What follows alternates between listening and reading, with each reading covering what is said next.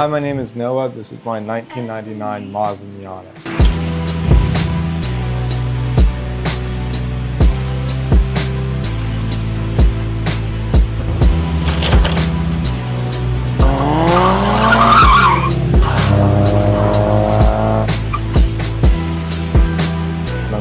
I'm kind of nervous. I've never been interviewed before. I don't know what to do. I'm nervous.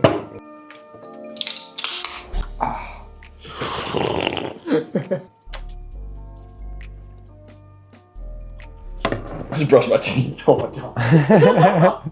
I went back and forth. At first I wanted an EG Civic. I ended up deciding on getting, well, a Miata. I didn't know if I wanted an NA or an NB. I was gonna go look at one this one weekend. I'd saved up so much money. I literally started another job because I was like, I'm not making enough money to get this car as is. I was about to go look at this green one, and my dad sent me a listing on Marketplace for this one. It was like a couple thousand more, but it was really nice. You bought it, did you originally know it was gonna be a project car? Yeah, I had so many things planned. Yeah. I think this is common, but I had way more dreams and goals for the car than I've actually done right now. But yeah, and then the morning I came to get it, it was it was so foggy. I have the clip, but it was coming out of the fog in a big casino parking lot. I just see this little Miata coming out of the fog. I'm like, so it's a manual, it's a 5-speed. Did you know how to drive manual when you got it? Because this is your first, one of your first real cars. Camden taught me a little bit in his Audi. My dad drove it home. We went to a little spot to practice. I did everything right because Camden had taught me. Go this way, we get to a hill, a four-way stop on a hill.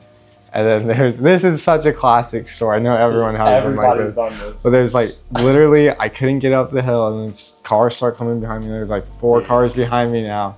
And somebody honked and I'm freaking out. And I'm like, no. So Dad literally got out of the car and drove it the rest of the way. But after that, I just stayed in my neighborhood practicing. Dude, that's hilarious because the first car that I learned in, Ford Festiva. Yeah. There's a super steep stop sign. This is actually where I crashed in the I probably saw the car 8 times. Loser. What was the question? S2000s are expensive.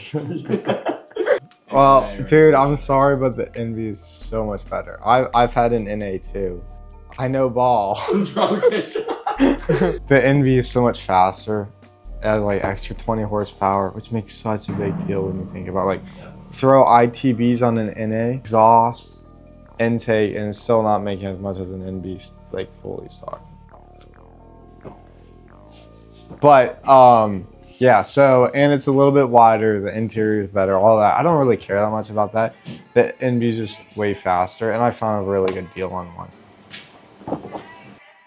I mean, we've connected a lot over cars. I mean, the first time me and Camden even hung out was about cars, and that's a lot of the stuff we talked about. Even literally just this other week at school, I became friends with a guy because he has a cool car, and so much to it. It's such a high skill gap hobby in some ways, where it's working on your car and you're gonna need help with other people. I think faith-wise, it's the same thing. It helps me connect with a lot of different people and open doors to have a better conversation about stuff.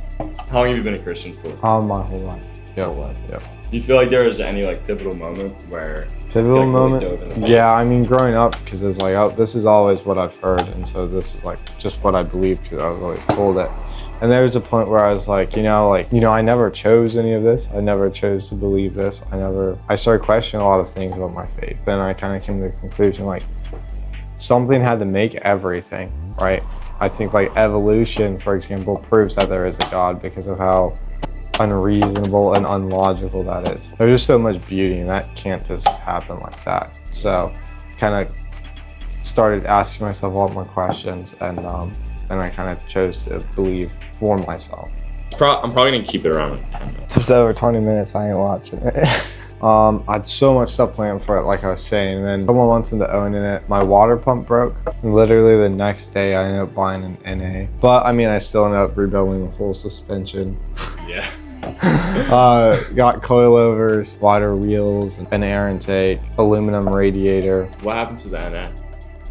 So Here, let me just, I mean, if I'm being honest, probably like my suspension stuff. That was a lot. That was a big deal for me, and that was kind of a big step. Like, I did not think I'd be able to do it, and I learned and I did it. But honestly, my lip. Your lip? No, I'm kidding. Thank God for saying your lip, bro.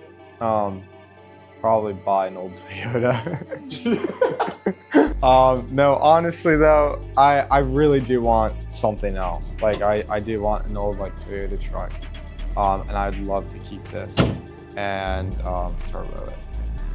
Yeah. You originally wanted the supercharger. I mean, I'd rather supercharge it, if I'm being realistic. Oh, time and money. Okay, I would supercharge it. My lip. Your lip, really?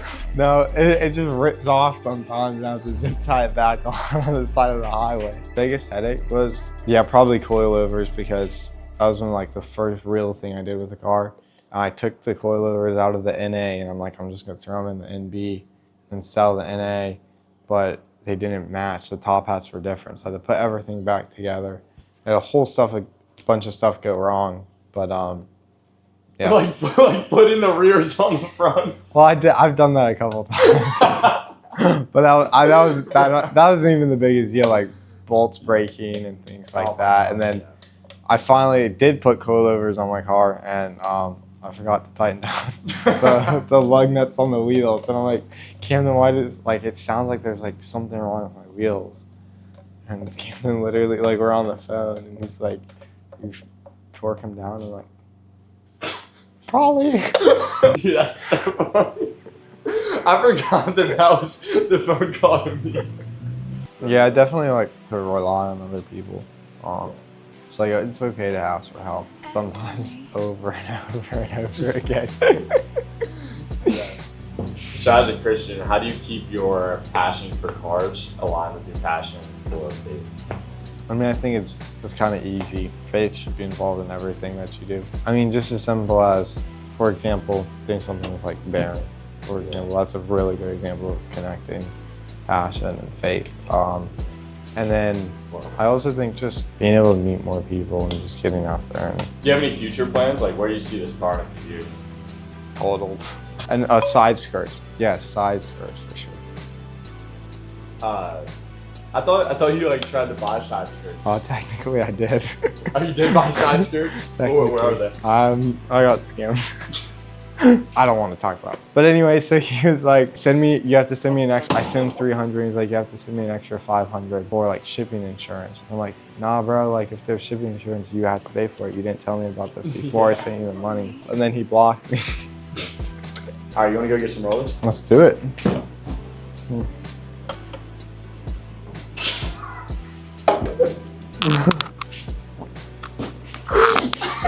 Walking off camera for the clip.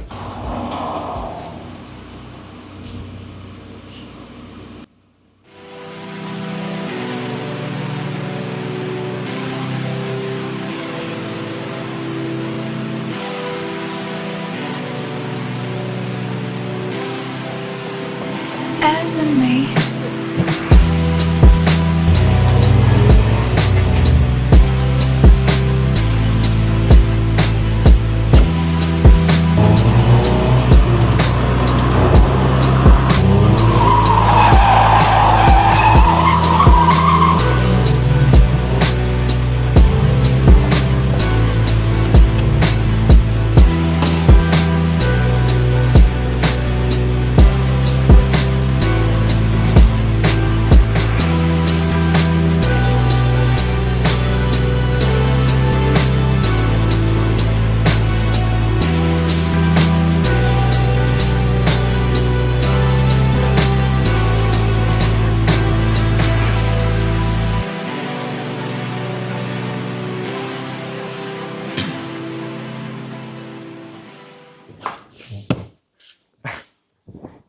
This is the end of the video now, so this is different, but I'm not gonna say that. That's getting cut. Yeah, like obviously, bro. Now you should leave it in because we're done. My previous videos were made under NoHeelflips, but now I'm starting a Christian automotive and skateboarding brand, kind of like a club in a way. So this is our first intro video, doing obviously interviewing Noah and his car, It's called Ride and Reason. We plan on continuing to do Ride and Reason with other local cars and such. Not every car is like some amazing build, but it's just cool to bring some people in and be able to just like talk about their cars and faith and stuff. So, bro, why do I keep talking to people like that? Basically, if that's something you're interested in, that is. Isn't that weird to say? Put a lot of resources into getting this going, spent a lot of time on it. So I'm really excited, and you can just look forward to more stuff like this. And also follow Noah on Instagram. Yeah. What's your Instagram? I don't know.